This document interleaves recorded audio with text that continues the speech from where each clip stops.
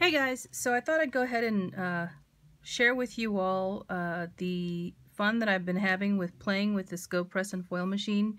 This is actually by Couture Creations, but I think they licensed Anna Griffin's name on it, so that's what I have.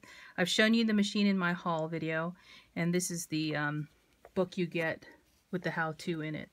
Now, I have tried a bunch of different materials, and I've also tried different techniques that they've shown you can do with this machine. So here's a bunch of dies. Some are Anna Griffin and some are from TODO, that company that also has their own foil press machine. Now, I'm gonna say I don't have that machine, the foil press, the TODO one, but it's the same idea, except it comes with a big platform where you run it through. Now, I'm gonna say that my preference is still for the GoPress and foil machine because the platform is bigger to do your foiling. This is the platform, and let me measure that. The actual heating area is 8.5 inches by, let's say, 5 1/4. About 5 1/4, or yeah, 5 1/4. Now, if you look at the TODO machine, it's got a little square in the middle. That's the heating plate. I don't know if you can actually heat a larger area other than if you use the metal shim on top of that heating plate, but this is a larger area than that square, I believe, on the TODO machine. I don't have one. I can't measure it myself, but I would say if you want a larger area for heating, and you don't want to spend as much money, because that machine is, I think it's on sale now, but it's because it came out a year ago. I think that it's more expensive than this one if you buy it from, I don't know what just fell down, if you buy it from a cherry on top. So I still prefer this one. And if you already have a die cutting machine, this will fit in a Cuttlebug and a Big Shot. I don't have the other machines to tell you what they fit into, but from what I've seen of the TODO machine, when you run it through, sometimes that they have that little square in the middle, sometimes you'll see the actual paper move along with the roller thing. This won't allow your paper to move inside of it once you're running it through your Big Shot. So that's just some observations I've made personally when I've watched other YouTube videos about foiling. You might want to think about that when you're buying, if you plan on buying one of these machines. So here are my results. I played with both the plates and the dies. Let me start with some plates that I had also done or run through. I can't find this one. This is the part. I thought I was all set up to show you this, and now I find that I have some things missing. So I use this foil is the foil that comes with the GoPress and foil machine.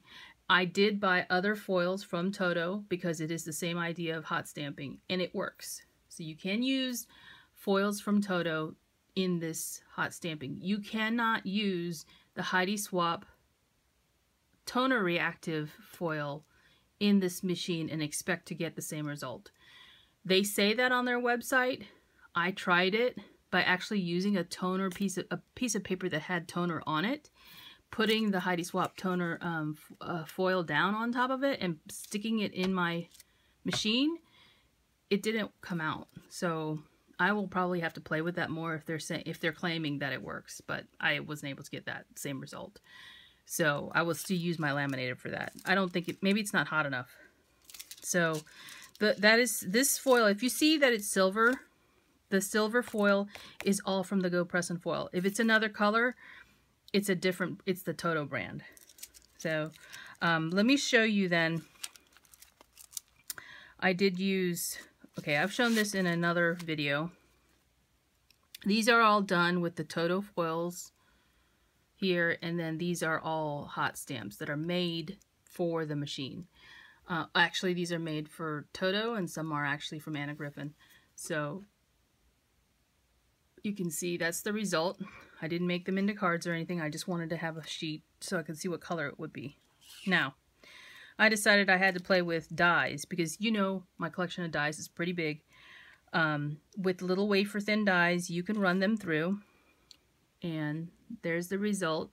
It will only foil on the cutting edge of your die. So if you have a die that has multiple cutting edges, like this one does, you will get the result you want. So what I did was foiled this outline here of the hugs, and then die cut a piece of paper in the pink and stuck it in the middle. And these are die cuts. So that's what you would see if you were to use one of your wafer thin dies. And here is the die itself. So this die has 3 pieces, and I purposely foiled this one right here. And then I die cut this one to put in the center of it. That's what it's for. I mean, it's for die cutting, but you see how the outline here? This is the part that came out in silver. So that's what you're seeing here. It's kind of a highlight. And then here is the actual foil that I used. So you can see the word. You can reuse this foil. All you got to do is, if you have a piece of metal, like a shim, and I happen to have that because my husband has lots of pieces of metal in his shop, if you put that on and heat it up, and then just put this between that and put some paper in there, it can foil the opposite. So it would basically all be silver except for the part that's already been foiled. So you can reuse that foil. You don't have to throw it out. Okay, so that is one example. Here is another example of a die that I used. I knew this die would... This is a waffle flower die, and let me show it behind some paper. It's very intricate. Normally when you die cut it, it's very intricate. It's actually multiple dies that are still hooked together. I didn't cut them apart yet. And I thought I would use this one to try it out. And it's beautiful. So here's the die itself. Here's the foil. You can see that it, you know, came out really nice. And then here's the card I made with it. Can you see that? I made a Christmas card. This is my first Christmas card of the year. So all I did was, you know, put the die inside the machine, let it heat a little bit, put the foil on top of that, put my black piece of paper on top of that, and then put my metal shim over it so that I could make sure that the heat would, you know, evenly disperse. So isn't that pretty? So that's with silver foil. Of course, I could make this with red foil. I could make this with blue foil. You know, that blue foil would be pretty. This one right here as snowflakes. That's that's kind of what I was going for, snowflakes. So yeah, your imagination, right? So that's using dies. And then I decided, oh, here's another die one. This one wasn't so successful because I die cut it. So this is a envelope corner. It looks like this when you die cut it, but I did foil it first so you could actually see that silver edge there. That's the foiling. Then I decided to die cut it, and I was like, oh, I probably shouldn't have done that. So that's what happens when you die cut it. Actually, because I didn't have it in the exact same spot, you could still see the silver edging. But how many people can actually do this to their die cuts? Can you edge inside of those little tiny holes to give it the highlight? I don't think so. So that's another thing you can do with these, is just give it a little highlight, die cut it afterward, and that's what you get. So this is a neat and tangled piece of a die. It's actually for an envelope. Okay. Hot stamping on thicker materials. Okay. This is some, I don't know if I have it here. This is some Hobby Lobby ribbon or trim I got. It's decorative trim in soft pink, and it didn't work on it. And I think it's because of the coating. And this is not leather because it actually tells you what it is. It's man-made. It didn't work. Okay. So this foil, and I think it could be maybe with the foil. I'll try it with a different foil next time. But this foil is the stuff that comes with the machine. They gave me a really big roll, and you can see I used a hot foil stamp. This is one of the Anna Griffin ones. And this is the result. You can see the impression and you can see some foil, and it's pretty thick material. This is thicker than regular cardstock, and it's kind of like some chipboard. This was a little bit better. Some foil transfer there. But it does work on this one. See that? This is Hobby Lobby, also faux leather. It's vinyl. Comes in a roll like this, and I just cut a strip of it to see if it would work. And this is the result I got. You see the foil? It's much better on this one. And it is thinner than that other material. And the difference also is that this has that fuzzy backing. The other one doesn't have that. It's more of a leather type backing on the other one. So you can see here. And I was planning on making like a cuff.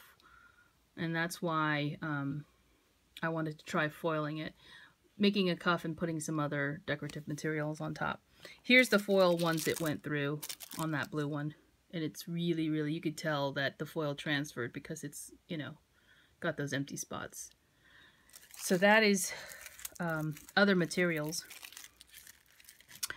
I did try it with embossing folders to some success, actually.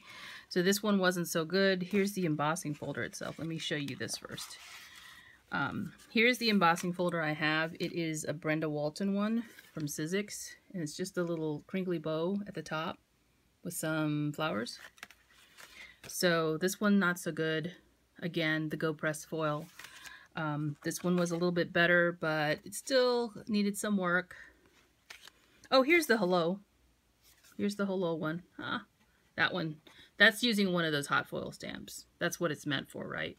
So that's pretty. I can make this into a card front, and I haven't. And I was trying to do that, but I'm running out of time. So here's some of my foiling where it sort of worked.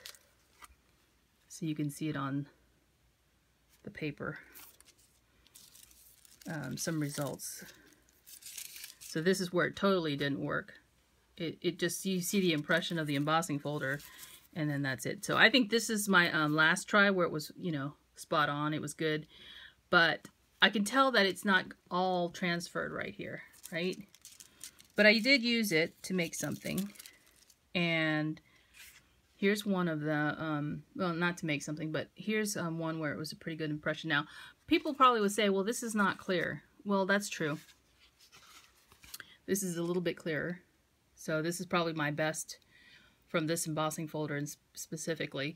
But what I'll say is I kind of like the vintage look, and that's what I think this looks like, is kind of vintage, because it's not all in distressed. It's not perfectly foiled. If it were a word, I'd probably want it perfectly foiled. But this is okay for me. Okay. I did do another embossing folder, and here's the result. You see the flowers? They're all embossed. And there's that happy birthday. I actually foiled it on vellum. It turns out fine. This is a card front that I made, so I'll just stick this down to a piece of folded card, but look at that. I did emboss this. After I foiled it, I ran it through the embossing just so that I could pop up the flowers. And here's the back side, so you could tell that it's embossed. But look at the foiling on that. And I know, again, it's not perfect, but I like the distressed look. I like that look, so I kind of feel like that's gonna be good for me. So here is the actual folder itself. It's one of those 3D, well, I don't know if this is a 3D one, but it's from We Are Memory Keepers. It's a 6x6, and you can see the flowers that are picked up there. Now, old stuff in my stash. I have these spellbinders, metal. These are really wafer thin metal, I don't know, impressibilities. So I ran these through because they're metal, and at first it did not work with the GoPress foil. I did not have good luck with that. So if you look at this, you can tell it's not transferred fully. Here's the result. So I said, okay, let me try this new foil that I got. This is the TODO foil, and it made a big difference. And I'm running out of time, so I'm speeding up. So here it is. It's not perfect, but what I can do is put a sentiment over here. But look how nicely that turns out. This is holographic, not holographic, it's ombre foil.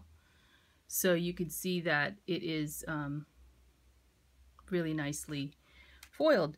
I tried it again. This again was my other things that I have. These didn't work well with the GoPress foil. So I'm going to try these with the TODO foil and see if I get a better impression. That one that I pulled off to the side, this is the TODO foil with a hot stamp that's made by TODO on some black card. And you can see this is copper or rose gold. I can't remember what they say it is. But there you go. Anyway, that is my experience so far. I'll be playing with it some more, of course, and making some cards. And I do like both the toner laminating because you can do some images that you can download and print to a laser printer, but this is less work because all you got to do is put a stamp in. Now you have to have a stamp or a die, you know, to put in the machine that you have already in your stash.